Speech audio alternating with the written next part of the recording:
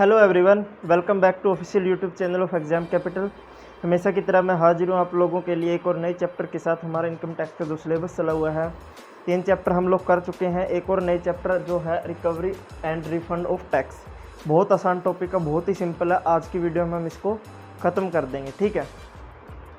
दूसरी बात, अगर आप लोगों को नोट्स चाहिए, प्रीवियस ईयर के क्वेश्चन पेपर चाहिए, मैनेजमेंट अकाउंटिंग के भी आज नोट्स वहाँ पर डल चुके हैं, बिजनेस एनवायरनमेंट के भी 1-2 चैप्टर के डल चुके हैं। अगर वो सब चाहिए तो हमारे टेलीग्राम चैनल को ज्वाइन कर लीजिए। यूट्यूब, इंस्टाग्राम, फेसबुक पर भी हम लोग उपलब्ध है, वहाँ पर भी हमें फॉलो, लाइक्स जो भी है वो कर लीजिए, ठीक है। इंस्टा पे आप हमें डाउट्स वगैरह पूछ सकते हैं। चलिए, आज का जो हमारा टॉपिक है recovery and refund of tax, इसको करते हैं। बहुत आसान सा टॉपिक है और यहाँ से क्वेश्चन डेफिनेटली आता ही आता है, चाहे 4 नंबर में आओ और 15 नंबर में आओ। ज़्यादातर चांस यहाँ से ओनली 4 नंबर का आने का है। अगर एडवांस टैक्स में से 15 का आया तो यहाँ से 4 का आएगा, अगर यहाँ से 15 का आया तो एडवांस टैक्स में से 4 का आएगा, ठीक है। तो दोनों चैप्टर लगभग 19 नंबर के हैं, ठीक है। सबसे पहले है रिकवरी। रिकवरी का मतलब है वसूली करना। वसूली करना गुंडों वाली वसूली नहीं, टैक्स की वसूली करना। वसूली कौन करेगा? रिकवरी ऑफिसर करेगा। जैसा कि हमने इनकम टैक्स अथॉरिटी वाले चैप्टर में पढ़ा था, डिफरेंट टाइप्स ऑफ अथॉरिटी कौन कौन सी होती है। सबसे पहले CBDT होता है, फिर principal director general of income tax होता है, और लास्ट में जाकर 2-3 ऑफिसर मैंने बताए थे, उनमें से एक था इनकम टैक्स रिकवरी ऑफिसर। तो जो रिकवरी का काम है वो इनकम टैक्स रिकवरी ऑफिसर का होता है, ठीक है। रिकवरी किससे किया जाएगा? असेसी से, क्योंकि असेसी का काम होता है टैक्स पे करना। अगर वो टैक्स नहीं पे करता तो उस केस में ऑफिसर क्या करेगा? टैक्स को वसूल करेगा, ठीक। ये था सिंपल सा इंट्रोडक्शन। सबसे पहले बात करते हैं व्हेन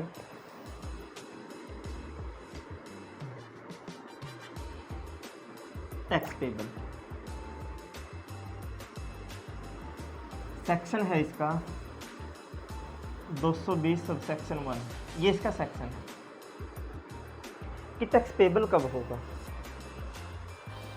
टैक्स पेबल का वैसे तो आप लोगों को पता है कि प्रीवियस ईयर में टैक्स को अर्न किया जाता है और असेसमेंट ईयर में पे किया जाता है, यही होता है। लेकिन यहाँ पर पे करने का मतलब है कि जब असेसी पे नहीं करता तो उस कंडीशन में रिकवरी ऑफिसर क्या करेगा? उस कंडीशन में रिकवरी ऑफिसर एक नोटिस बनाएगा। नोटिस के अंदर जो उसका अमाउंट एरियर है वो लिखेगा और एसएससी के पास भेजेगा, और उसको 30 दिन का टाइम दिया जाएगा कि आप 30 दिन के अंदर हमें टैक्स पे करें, ठीक है। 30 दिन का पीरियड रहेगा इसके लिए, याद रखना, मोस्ट इम्पोर्टेंट बात है, ठीक है।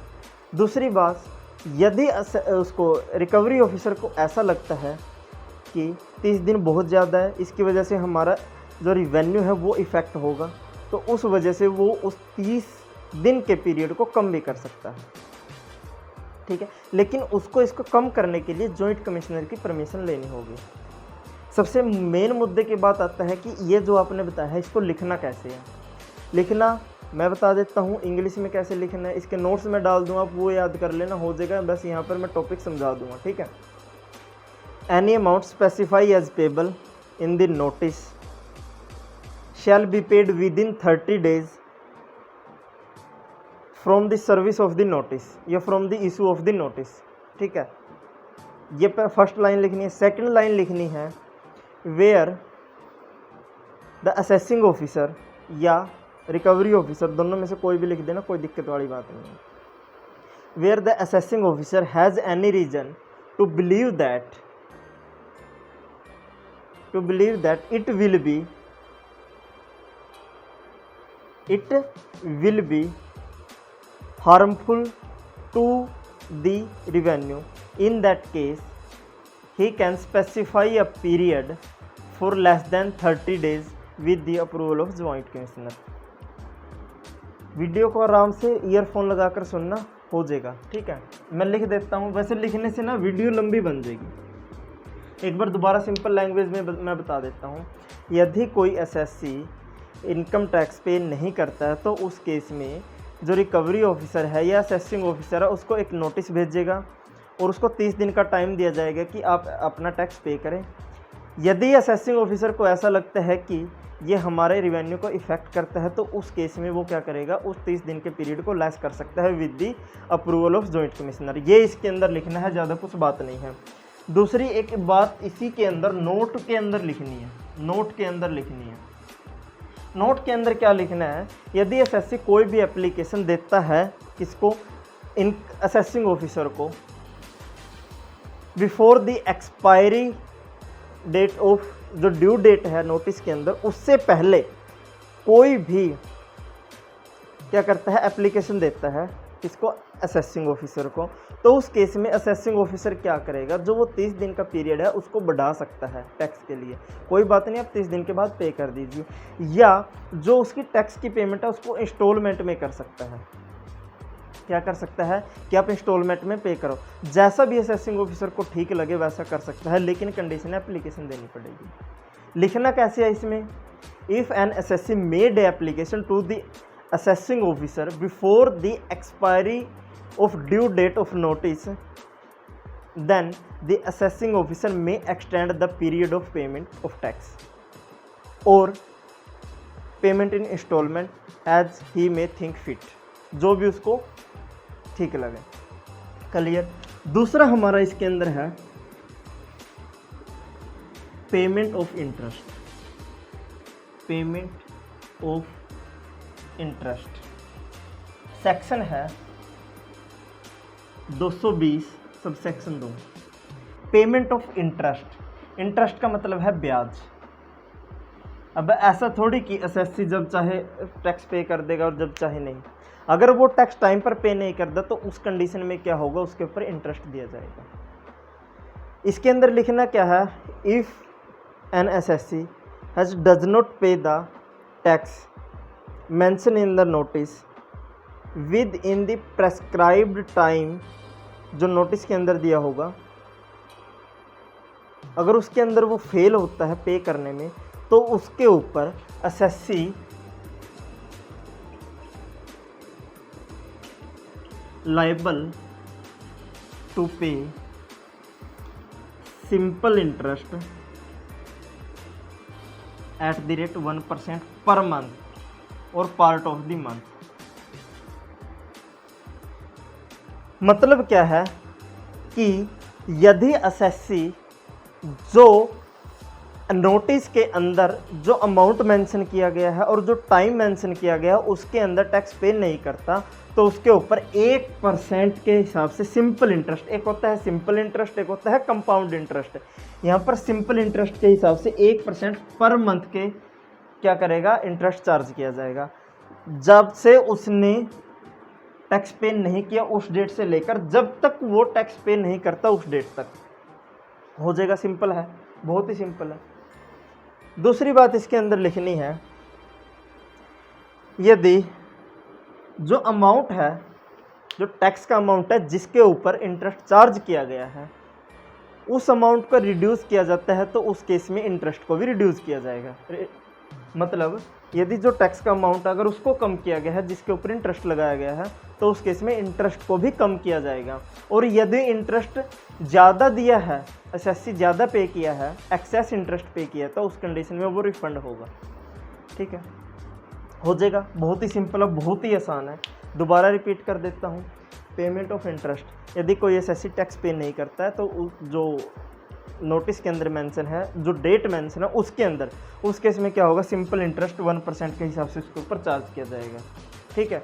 दूसरी बात, जिस अमाउंट के ऊपर इंटरेस्ट चार्ज किया गया है, यदि किसी कारणवश उस अमाउंट को रिड्यूस किया गया तो उस हिसाब से जो इंटरेस्ट है वो भी रिड्यूस होगा।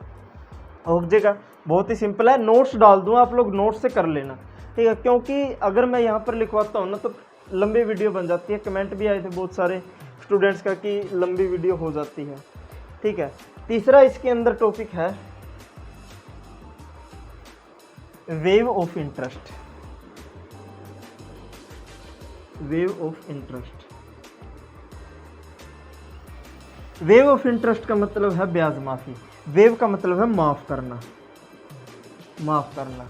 ठीक है। इंटरेस्ट कि जो इंटरेस्ट चार्ज किया गया है उसको माफ कर सकता है कौन, कोई भी प्रिंसिपल चीफ कमिश्नर या चीफ कमिश्नर या प्रिंसिपल कमिश्नर या कमिश्नर क्या कर सकता है, जो इंटरेस्ट है उसको कम कर सकता है, उसको माफ़ कर सकता है।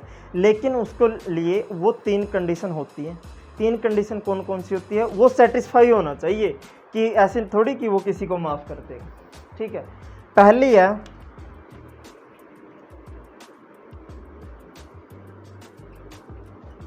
Payment of such amount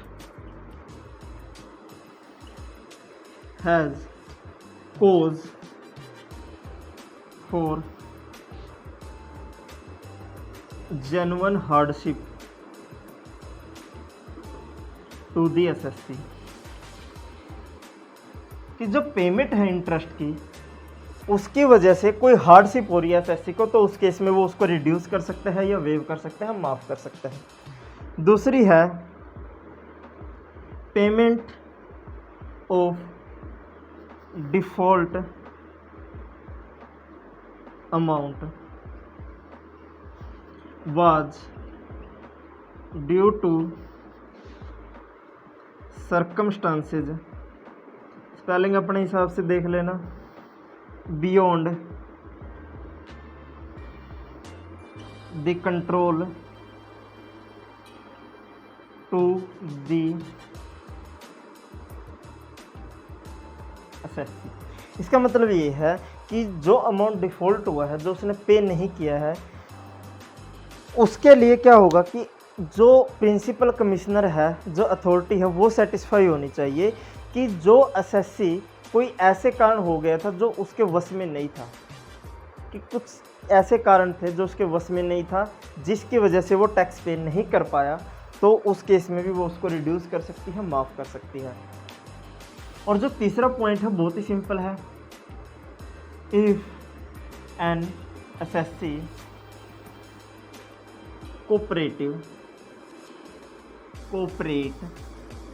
in any inquiry for the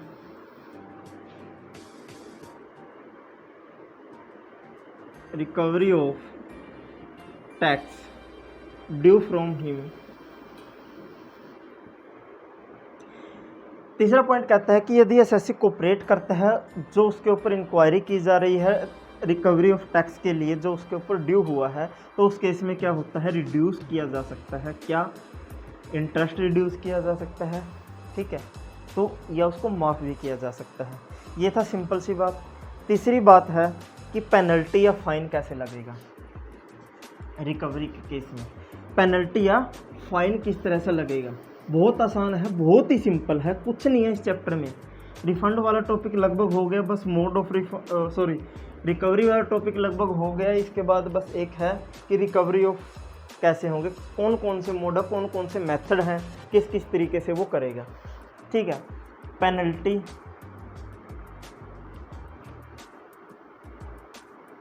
या फाइन किस तरह से लगेगा, इसके अंदर क्या होगा, असेसिंग ऑफिसर के सामने दो केस होते हैं, या एनी अमाउंट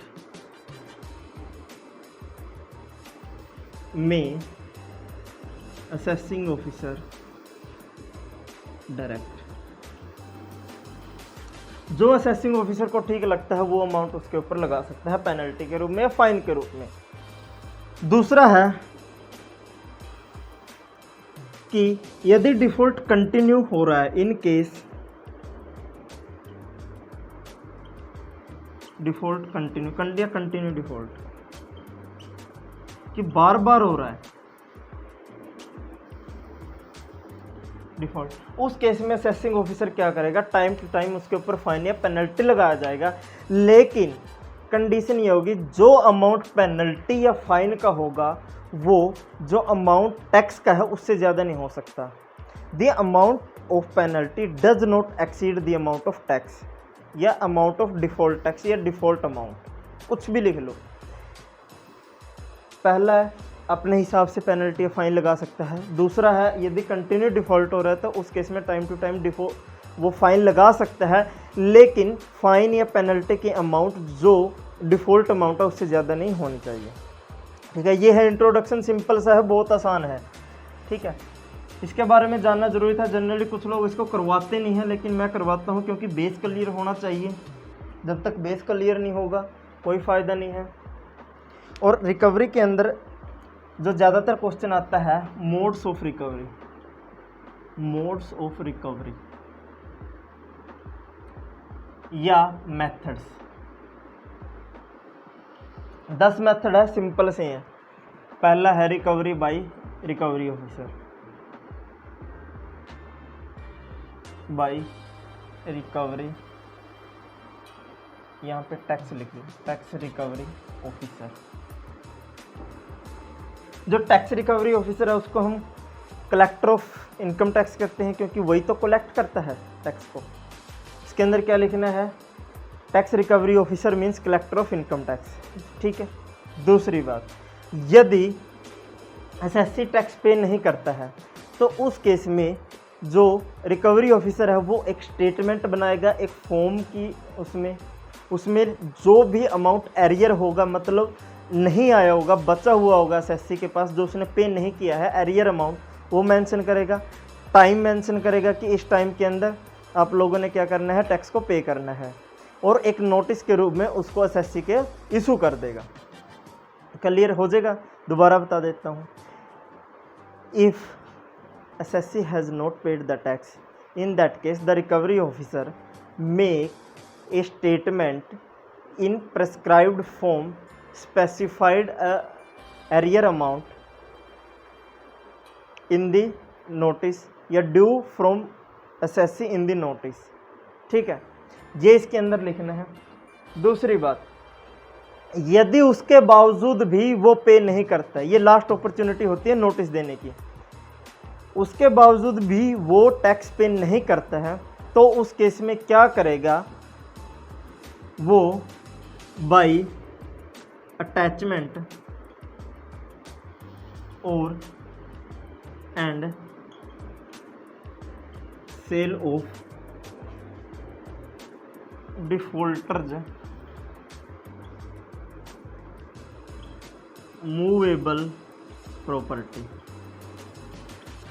यहाँ पर लिखना है वही कि एक स्टेटमेंट बनाएगा इंट्रोडक्शन में इसकी में, उसके बाद कि लिखना है कि वो अगर पे नहीं करता है तो उस केस में क्या करेगा, वो अमाउंट को रिकवरी करने के लिए ये सब कदम उठाएगा। By the attachment and sale of defaulters movable property. Attachment का यहाँ मतलब है जब्त करना, सेल का मतलब है बिक्री करना। ठीक है, कि रिकवरी ऑफिसर या तो उसकी मूवेबल प्रॉपर्टी को जब्त कर लेगा या उसको सेल करवा देगा। क्लियर। दूसरी सेम चीज़ लिखना यहाँ पर, इमूवेबल, चाहे मूवेबल प्रॉपर्टी हो या इमूवेबल प्रॉपर्टी हो, पॉइंट ज़्यादा लिखने हैं ताकि पेज भरा हुआ लगे। By the attachment and sale of defaulters movable property या by the attachment and sale of defaulters movable property, ये सेकंड पॉइंट हो गया। Third point, by arrest of defaulter, कि डिफॉल्टर को अरेस्ट करवा दो। ठीक है। और फोर्थ है by the appointing of a receptor या receiver for managing the defaulters movable और इमूवेबल प्रॉपर्टी। ठीक है, कि वो क्या करेगा, रिकवरी ऑफिसर जो डिफ़ॉल्टर की मूवेबल और इमूवेबल प्रॉपर्टी है उसके ऊपर एक बंदे को, एक ऑफिसर को क्या करेगा, अपॉइंट करेगा, उनको मैनेज करने के लिए, उनको सेल करने के लिए, उनसे रिकवरी करने के लिए। ये था फर्स्ट मेथड। ठीक है, इसके अलावा है अदर मेथड्स। अदर कौन कौन से मेथड्स हैं वो देख लेते हैं, बहुत ही सिंपल है, एक एक लाइन के हैं। ठीक है, सिंपल सा है यार, ये टॉपिक बहुत आसान है। अगर वैसे भी पढ़ोगे बुक से तो समझ में आता नहीं, क्योंकि बुक से लो बहुत डिफ़िकल्ट है थोड़ा समझना, लेकिन समझना ऐसी बात नहीं है कि समझा नहीं जा सकता है। दूसरा जो मोड है वो है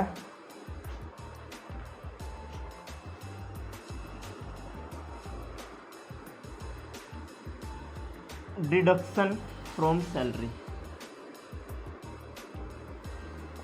डिडक्शन फ्रॉम सैलरी का मतलब है कि जो रिकवरी ऑफिसर है, जो डिपार्टमेंट है, इनकम टैक्स डिपार्टमेंट है, जिस एम्प्लॉयर के पास जो एसएससी है, जो उसने टैक्स पे नहीं किया, वो काम करता है, तो उस केस में वो क्या करेगा, उस एम्प्लॉयर के पास एक नोटिस भेजेगा कि जो हमारा टैक्स बनता है इसकी सैलरी में से काट लिया जाए। बहुत सिंपल है, एम्प्लॉयर को नोटिस भेजेगा इनकम टैक्स डिपार्टमेंट कि इस बंदे की जो है हमें मतलब इसका टैक्स जो है वो ड्यू है, अभी तक इसने पे नहीं किया, तो आप इसकी जो टैक्स है वो इसकी सैलरी में से काटे और हमें पे के। ठीक है। दूसरा, तीसरा, कलेक्शन फ्रॉम ए पर्सन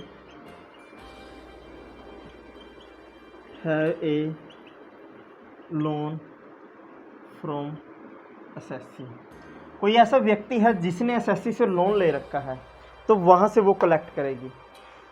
उस पर्सन को बोलेगी कि जो भी लोन की अमाउंट आपने एसएससी को पे कर रखी है वो आप हमें पे करोगे, क्योंकि हमने इससे टैक्स रिकवर करना है। देखिए, टैक्स रिकवरी का काम, जो इनकम टैक्स डिपार्टमेंट का काम है रिकवरी करना, चाहे वो किसी भी तरीके से करे। ठीक है। फोर्थ है अटैचमेंट ऑफ रेंट। अटैचमेंट का मीनिंग मैंने बताया था कि जब्त करना। ठीक है। रेंट का मतलब है यदि एसएससी के पास कोई ऐसा मकान है जो उसने किसी को किराए पे दिया है, तो उस केस में जो इनकम टैक्स डिपार्टमेंट करेगा टेनेंटेड, इसका मतलब है किराएदार। किराएदार से जो किराएदार है, जो अमाउंट एसएससी को पे करता था, अब इनकम टैक्स डिपार्टमेंट कहेगा कि आप हमें पे करो। कर लिए, बहुत आसान है। फिफ्थ, इसका अगर सेक्शन लिखना है तो लिख लीजिए 226(3), ये इसका सेक्शन है। ठीक है। फिफ्थ है सेल ऑफ मूवेबल प्रॉपर्टी, जो मैंने अभी थोड़ी देर बताया था, सेक्शन 226(4), कि जो एसएससी है उसकी मूवेबल प्रॉपर्टी को सेल करके भी वो टैक्स को रिकवर कर सकती है। Sixth, recovery through state government, 226(5). State government के माध्यम से भी वो रिकवरी कर सकती है। कैसे? कि जैसे हम लोग क्या करते हैं कि हमारे यहाँ पर सिंपल टैक्स पे करते हैं, कोई स्टाम्प ड्यूटी पे करते हैं, या और भी छोटे छोटे टैक्स है जो म्यूनसिपल कॉरपोरेशन के हाउस टैक्स पे करते हैं ना, तो उस केस में वो कौन कंडक्ट करवाता है? वो स्टेट गवर्नमेंट करवाती है। तो उस केस में जो इनकम टैक्स डिपार्टमेंट है स्टेट गवर्नमेंट को नोटिस भेजेगा कि इस व्यक्ति से इस माध्यम से हमारा जो टैक्स है वो रिकवरी करवाए। ठीक है। सातवां है, सेवंथ है, वो है recovery of tax with agreement through agreement with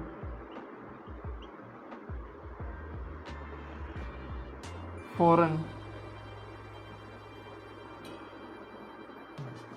government, कि टैक्स की recovery agreement with foreign government. इसका मतलब है कि यदि किसी एसएससी की किसी दूसरी देश के अंदर प्रॉपर्टी है, तो उस केस में हमारी देश की गवर्नमेंट क्या करेगी? उस देश की गवर्नमेंट के साथ एक एग्रीमेंट, एक कॉन्ट्रैक्ट करेगी कि वो जो उस देश की गवर्नमेंट है उसकी जो प्रॉपर्टी को जब्त करे और उसका अमाउंट हमें पे करे। ठीक है। सिंपल सी बात है, बहुत ही आसान है। 8th है 2, 3, 4, 5, 6, 7, 8 है पेनल्टी, फाइन और अदर सम्स, सेक्शन 229, कि जो अमाउंट उसने पे नहीं किया उसके ऊपर पेनल्टी या फाइन लगाया जाएगा, साथ में वो भी वसूल किया जाएगा। ठीक है। 9th है रिकवरी बाय इश्यू। गवर्नमेंट या डिपार्टमेंट के पास ये अधिकार होता है, यदि कोई एसएससी टैक्स नहीं पे करता है तो उसके ऊपर वो केस करके वहाँ से क्या कर सकता है, रिकवरी कर सकता है। एक रह गया था यहाँ पर पीछे, ठीक है, कौन सा रह गया था, ये जो इसका सेक्शन है recovery through the state government, ये 227 है, ठीक है, और ये है 200 सबसेक्शन 5, एक जो 226(4) है वो रह गया था, वो देख लीजिए क्या है। यहाँ पर लिख लेता हूँ, सॉरी इसको रफ ही कर लेता हूँ मैं, है ना।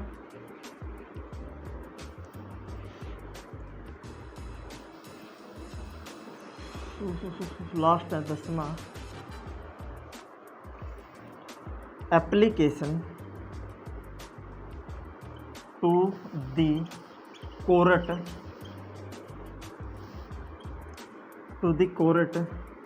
For payment of money in court custody. Section 226(4) ये चेंज कर लेना भाई, ठीक है, कि application to the court for the payment of money in custody, court custody, कि जो डिपार्टमेंट है वो कोर्ट को एक एप्लीकेशन देगा कि एसएससी ने हमारा टैक्स पे नहीं किया तो आप उसको कस्टडी में लो, हमारे टैक्स को रिकवर करवाओ। ये थे 10 मेथड। पहला है रिकवरी ऑफिसर के माध्यम से, दूसरा क्या था डिडक्शन फ्रॉम सैलरी, तीसरा क्या था कलेक्शन, यदि किसी पर्सन को लोन दिया है, फोर्थ इसको कर लीजिए application to the court payment of custody में लेकर, फिफ्थ क्या था sale of movable property attachment of rent के माध्यम से था, okay, recovery through the state government, recovery through the agreement with foreign government, penalty को वसूल किया जाएगा साथ में, और स्यू के द्वारा क्या किया जाएगा, उसको रिकवरी किया जाएगा। ये था रिकवरी का। रिफंड का बहुत ही सिंपल है, आज कहते हो तो आज करवा देता हूँ, यदि कल कहोगे कल करवा दूँगा। एक बार मैं टाइम देख लेता हूँ,